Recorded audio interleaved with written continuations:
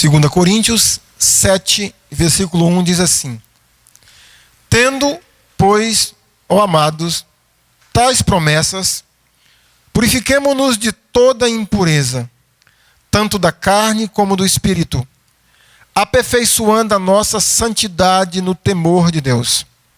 Amém? Irmãos, o processo de purificação do sal, ele acontece, em síntese, em 3 etapas.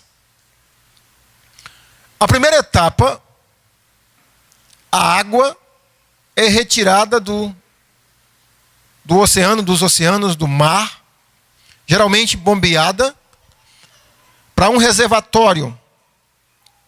Esses reservatórios são reservatórios de uma área grande, mas a profundidade dele é pequena, geralmente no máximo 80 centímetros. A água é recolhida para esse reservatório e ela fica lá durante um bom período. O segundo processo, depois que a água é retirada para esse reservatório, ela fica ali por meses, acontecendo um processo de evaporação.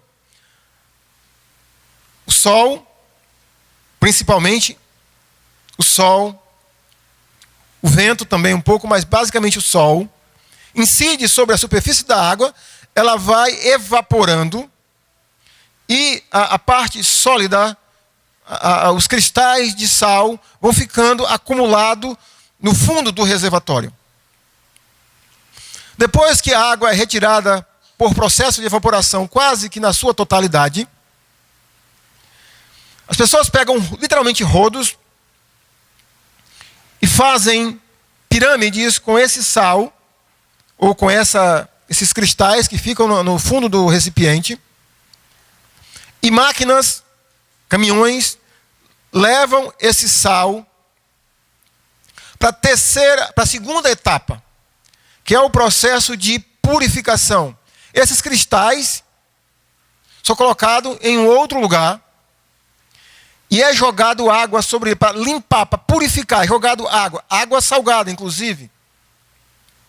E mais uma vez ele é exposto ao sol até que, com o calor do sol, as outras substâncias, como magnésia, sejam retiradas para que o sal possa estar ou ser levado para a indústria para ele ser refinado. Inclusive, pastor Marcos, um dos vídeos que eu estava vendo hoje falou de Macau, a segunda cidade do Brasil, maior produtora de sal, a cidade que o pastor Marcos nasceu, não foi Macau?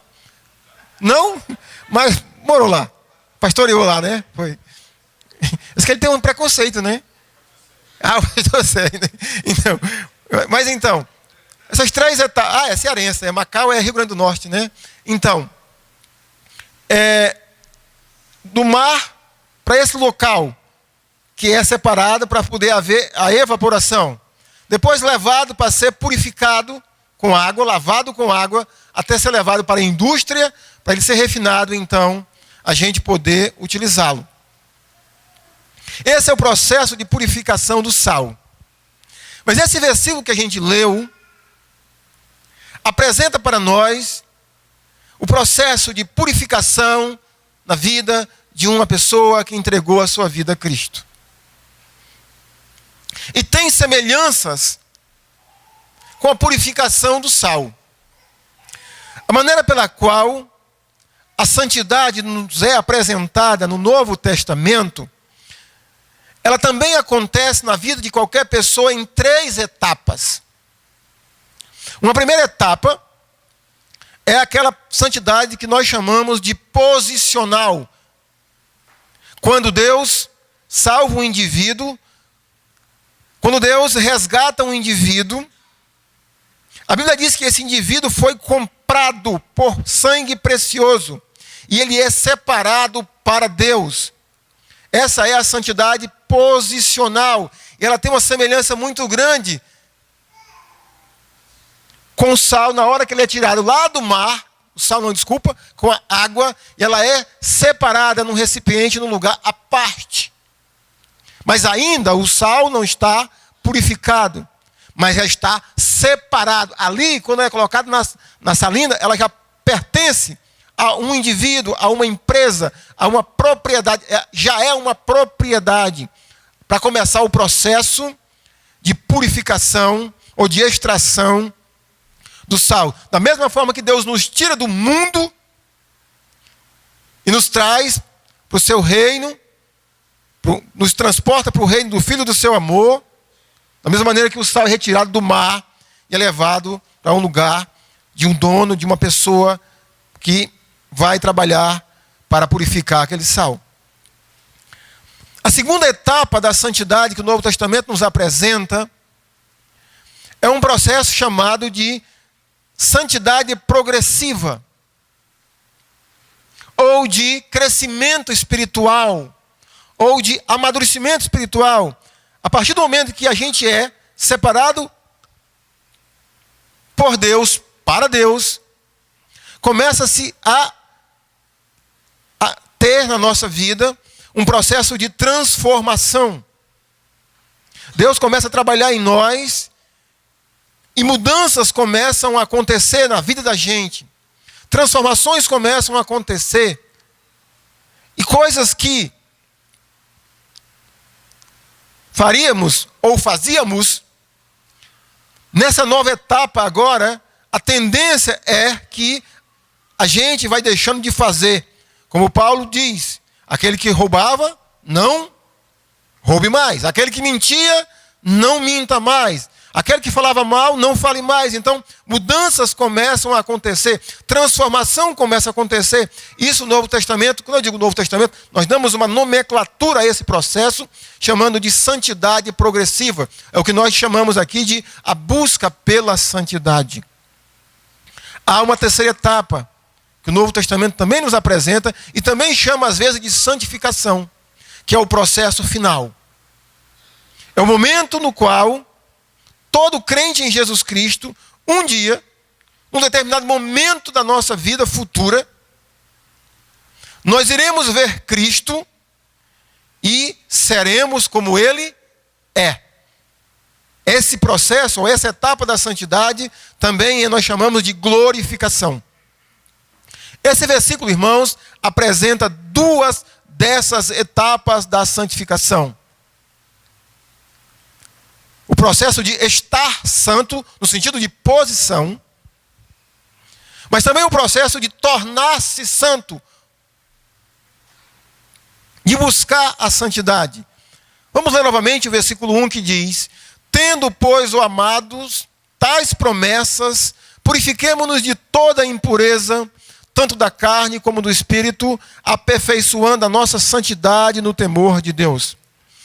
A primeira parte do versículo 7, do capítulo 7, versículo 1, nós temos aqui o que Paulo nos diz: tendo, pois, ó amados, tais promessas. Essa frase do apóstolo Paulo, tais promessas, remete-se à santidade posicional, o estar santo, o ser santo, separado para Deus. Que promessas são essas? Que promessas é essas que o apóstolo Paulo se remete a elas?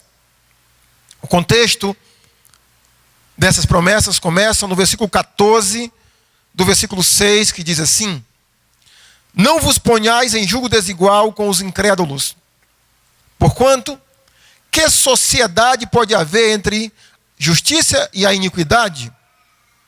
Ou que comunhão da luz com as trevas? Que harmonia entre Cristo e o maligno? Ou que a união do crente com o incrédulo?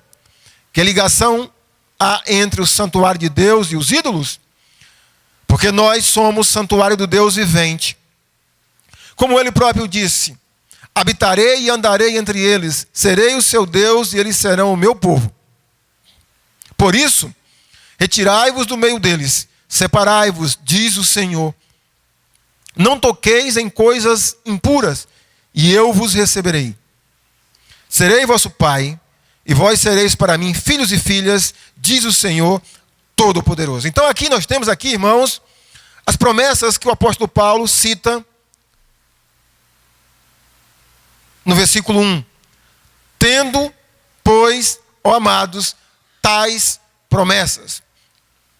Dos versículos 16 a 18, nós encontramos 3 promessas que o apóstolo Paulo cita passagens do Velho Testamento para que a gente entenda quem a gente é. A primeira promessa está citada no versículo 16, quando ele diz que nós somos santuário do Deus vivente. Importante aqui observar que quando Paulo faz a afirmação que nós somos santuário do Deus vivente, ele se refere à igreja de Jesus Cristo. Porque nós, ele não está se referindo a um indivíduo, embora que isso também seja uma verdade. Um crente em Jesus Cristo também é um santuário de Deus. Mas aqui o apóstolo Paulo diz, porque nós, no coletivo, somos santuário do Deus vivente. A igreja de Jesus Cristo, meus irmãos, é santuário do Deus vivo. Você e eu somos santuário de Deus. E isso implica que a gente compreenda que Deus mora em você e que Deus mora em mim e que Deus mora em nós. Nós somos santuário de Deus. Essa é a primeira promessa. Deus habita entre nós. Deus está entre nós. A segunda promessa, a parte final do versículo 16 diz assim: serei o seu Deus e eles serão o meu povo. É mais uma conclusão. Na medida que nós somos feitos santuário de Deus, nós também somos, preste bem atenção, povo de Deus. Deus diz aqui, nas palavras do apóstolo Paulo, citando o Antigo Testamento, serei o seu Deus. E observe a frase: e vocês serão o meu povo. Possessão, estar santo, separado. Vocês são meus e eu sou de vocês. Eu sou o Deus de vocês, mas vocês são meus. Vocês estão separados. Vocês são santuários de Deus, ou seja, vocês pertencem a Deus. Como lugar de habitação. Vocês pertencem a Deus como um povo, como uma propriedade. Vocês estão separados para Deus. E no versículo 18, Deus afirma: serei vosso pai, e vós sereis para mim filhos e filhas. Além de sermos santuário de Deus, povo de Deus, nós também somos filhos de Deus. Então, nós temos aqui as promessas. Paulo diz, a gente tendo essas promessas, que nós somos santuário de Deus, Deus habita conosco, Deus habita entre nós, sendo povo de Deus e sendo filho de Deus, nós estamos numa posição segura. O estado de estar santo, o estado de ser separado. E isso significa que nós já somos. Nós já somos santuário de Deus. Nós já somos povo de Deus. E nós já somos filhos de Deus. E em Jesus Cristo, nós temos essa promessa. E em Jesus Cristo nós temos essas promessas, como diz Paulo, tais promessas. E essas promessas, ou o estado de estar santo, é o combustível, é o motor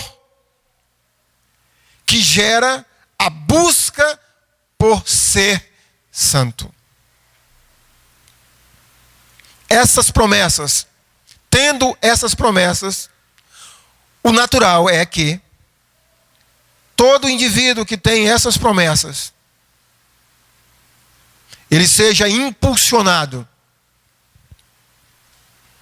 a buscar a santidade. É o que diz a parte B do versículo 1 do capítulo 7. Diante disso, Paulo diz: purifiquemo-nos de toda impureza. Purifiquemo-nos de toda impureza. Vamos lembrar do sal. O sal, a água é retirada do mar, do oceano, e ela é separada num reservatório. E para que aquele sal que a gente usa em casa se torne ele, é preciso que seja retirado dele quantos por cento da impureza? Quantos por cento? Toda. Na medida que nós somos separados para Deus, na medida que nós somos propriedade de Deus, santuário de Deus, filho de Deus, começa agora então o processo de purificação. De buscar a purificação, não é de algumas impurezas, é de toda impureza. Dando uma olhadazinha, uma estudadazinha sobre essa questão do sal, o incrível é que na hora que o sal ele é lavado, depois que esses cristais se formam, se solidificam ali, a água é retirada, evapora, e esse sal ele é lavado, lá só vai ter duas impurezas que precisam ser retiradas dele. Uma delas é a magnésia, e o outro agora não recordo. Mas esse processo é necessário, se não me engano, ele leva 45 dias, em média, para que o sal se torne puro. Na nossa vida, depois que nós estamos separados para Deus, esse processo de purificação, meus irmãos, leva toda a nossa vida. Só o que nós temos que colocar no nosso coração, que esse processo de purificação não é de algumas impurezas. É de toda impureza. Toda. Quando nós olhamos o contexto desse versículo 1, nós encontramos no verso 17 os verbos: retirai-vos do meio deles. Observe, em primeiro lugar, nós estamos santos. Deus já nos separou para Ele. Deus já nos comprou para Ele. Mas agora vem a ordem: retirai-vos dele, separai-vos deles.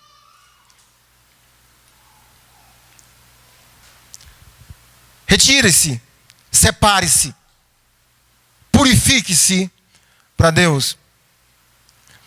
Essa ordem aqui, irmão, de se retirar do meio deles, separai-vos, tem a ver com a contaminação do cristão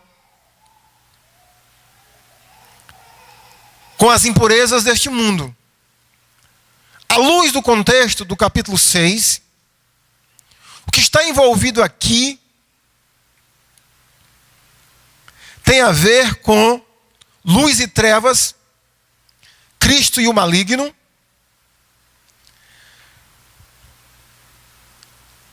com idolatria. Parece-me que os crentes dessa cidade de Corinto continuavam ainda um certo namoro com a idolatria.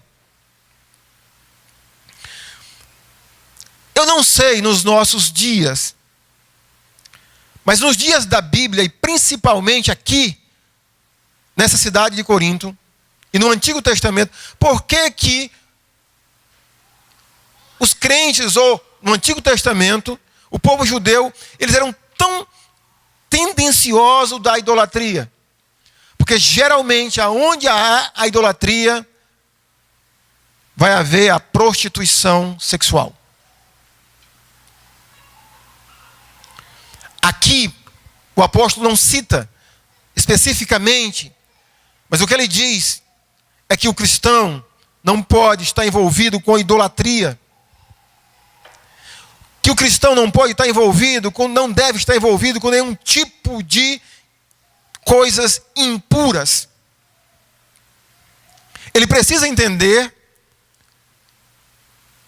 que ele precisa trabalhar nesse processo de purificação. Purifiquemo-nos de toda impureza. Essa é a sua luta, essa é a minha luta, esse é um mandamento para as nossas vidas, e esse é um mandamento especificamente para cada um de nós. É como se Paulo dissesse assim, a cada um dos crentes dessa cidade, cada um de vocês precisa trabalhar na purificação.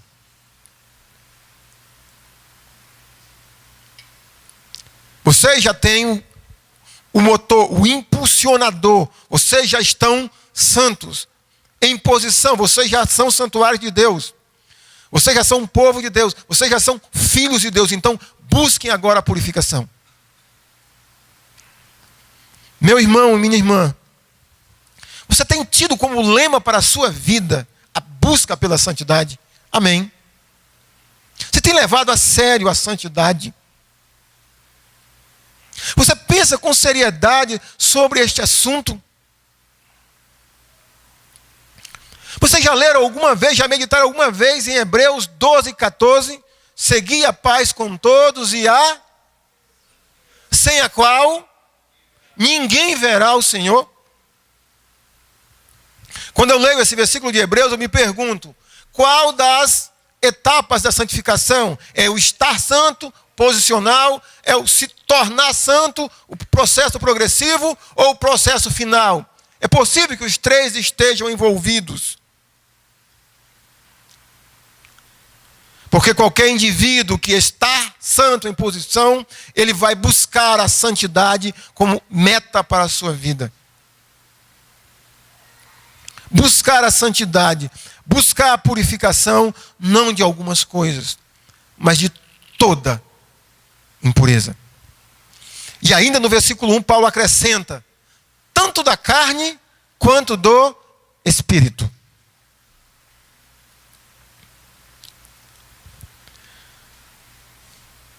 Quando Paulo fala de carne, é como se ele separasse aqui, né, as ações. É bem provável, meus irmãos, que Paulo está dizendo tanto da gente fazer, como da gente pensar. Quando Paulo aqui usa a palavra espírito, outros tradutores traduzem essa palavra como alma ou como mente. Essa purificação, irmãos, essa separação tem que ser de corpo e alma, de pensamentos.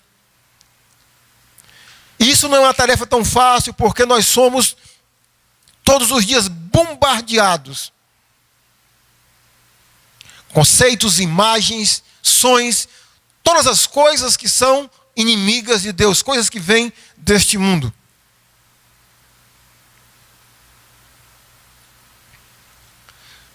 Nós somos muito pouco bombardeados, por exemplo, com versículos como buscai, pois, em primeiro lugar o seu reino e a sua justiça. Nós somos bombardeados por conceitos anti-Deus.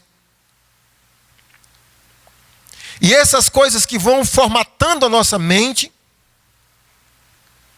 faz com que a gente viva uma vida sem buscar a purificação, porque a nossa mente não está sendo formatada conforme a vontade de Deus. Então, quando Paulo diz tanto da carne como do espírito, ele está dizendo que, basicamente, a gente faz o que a gente pensa. A boca fala o que o coração está cheio. E para terminar, ele diz assim, aperfeiçoando a nossa santidade no temor de Deus. Além do cristão ser impulsionado a buscar a purificação, Paulo também acrescenta, diz assim, a gente, buscando ela, a gente precisa todos os dias aperfeiçoar ela. É como se a gente fizesse um desenho. E cada vez que a gente faz um desenho, e a gente olha para ele e vai fazer outro desenho semelhante àquele, a gente vai tirando coisas daquele que não ficou legal. É como você escrevendo uma carta, uma redação. Cada vez que você escreve, você olha para o anterior, você percebe que tem algo que precisa ser melhorado. Então Paulo diz assim: aperfeiçoe, lapida essa santidade, busca essa santidade cada dia mais, mas também com um outro detalhe: aperfeiçoe a santidade no temor de Deus. O que seria, meus irmãos, aperfeiçoar a santidade no temor do Senhor? É uma outra coisa, queridos irmãos, que a gente percebe de muitos de nós, a falta de temor a Deus. Tem eventos na Bíblia que parecem que é para nos mostrar o quão sério é Deus. Por exemplo, Levítico capítulo 10. 2 sacerdotes, filho de Arão, vão fazer queimar incenso. E eles aparecem com fogo estranho diante do altar do Senhor. Eles morrem.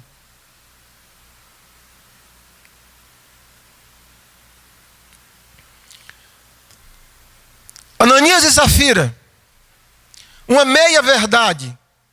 Eles dizem uma meia verdade. E eles morrem. O livro de Hebreus nos diz que Deus é fogo consumidor, devorador, para aqueles que não levam a sério a sua santidade. Parece-me aqui, irmãos, que o temor do Senhor está relacionado, primeiro, à causa que nós devemos buscar a nossa santidade. A causa é o que nós já somos. Nós já somos santuário de Deus. Nós já somos povo de Deus. E nós já somos filhos de Deus. Então, isso deveria nos levar a temer a Deus.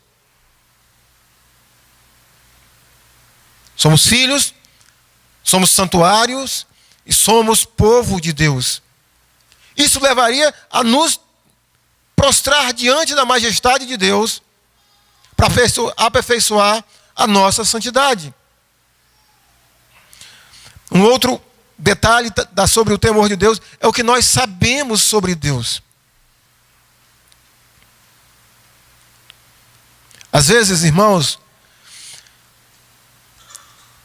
talvez a gente saiba tão pouco sobre Deus, mas eu citei esses dois casos, um do Antigo Testamento, dos sacerdotes, e um do Novo Testamento,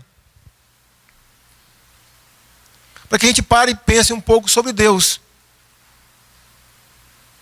Tem coisas que não dá para brincar com Deus. E uma das coisas que nós nunca deveríamos brincar é sobre a santidade de Deus. Quando Deus mata Eliú e o outro filho de Arão,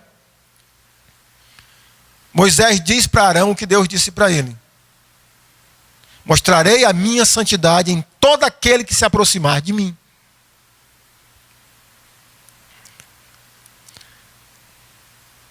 Deus vai mostrar a sua santidade na sua vida, na minha vida. Se for preciso quebrar você, Ele vai quebrar. Se for preciso moer você, Ele vai moer. Se for preciso, deixar você 45 dias exposto ao sol, para você curar, Ele vai fazer isso. Porque você é povo de Deus, propriedade de Deus, santuário de Deus e filho de Deus. E o terceiro motivo que nós deveríamos temer a Deus é a prestação de contas. Todos nós, irmãos, um dia prestaremos conta da nossa vida para o Senhor. E a Bíblia diz que nós prestaremos contas segundo o bem ou o mal que tivermos feito por meio do nosso corpo. Todos nós. No dia que estivermos diante da presença de Deus, Ele nos arguirá sobre por que nós não nos purifiquemos de toda a impureza. Por que nós não levamos mais a sério a busca pela santidade. Concluído então, queridos, vamos ler novamente o versículo 1. Tendo, pois, ó amados, tais promessas, purifiquemo-nos de toda impureza tanto da carne como do espírito, aperfeiçoando a nossa santidade no temor do Senhor. O sal passa por um processo para ele poder ser puro. Eu e você, qualquer cristão, qualquer pessoa que aceitou Jesus Cristo, também está passando por esse processo. De estar, de tornar-se e de um dia estar completamente purificado, ou seja, completamente a imagem e semelhança daquele que nos salvou. Amém?